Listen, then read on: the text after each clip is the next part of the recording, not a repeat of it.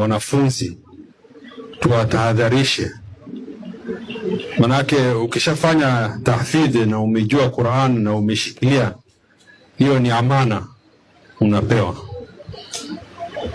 na kwa hivyo ikiwa haitatumika sawa sawa itakuwa ni hasara kubwa sana.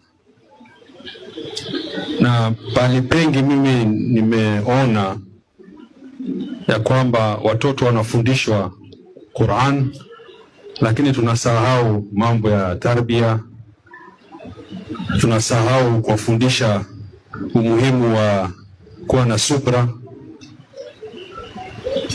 na umuhimu wa kutumia Qur'an kuwaongoza kwa maisha. Kwa hivyo tumeona watu wengi ambao, najua Sheikh alisema pilots na nini, lakini tumeona watu wengi wamekuwa wahalifu, wamekuwa hawajali pesa zao zinatoka wapi, wanakuwa watu wanasumbua, wanakuwa watu wa fitna. Na tumeona madhara yake ikiwa unajua Qur'an, ni kama vile suratu Juma inasema unakuwa kama donkey, si ndio? Kama himar, unabeba tu ile kitabu na haina faida, na badala kuwa na faida unakuwa na madhara zaidi. Inakuwa ni vile ambazo amesema, inakuwa ni unasema nini, janga inakuwa janga kwa society.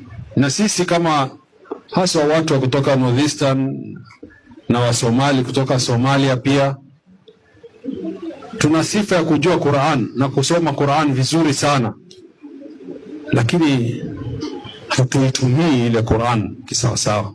Kama leo ingekuwa watu ndugu zetu wa Somalia wanatumia Qur'an vile inavyofaa, hawangekuwa kwa vita, hawangekuwa na watu ambao ni makhawarij ambao wanaleta shida, kuuana, kuleteana madhara.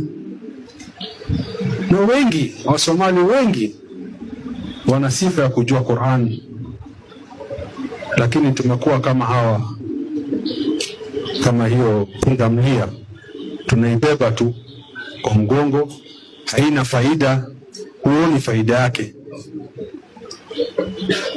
Na inadhihirisha kwa mambo tofauti ambayo sisi wenyewe tunafanya, na unaona kwamba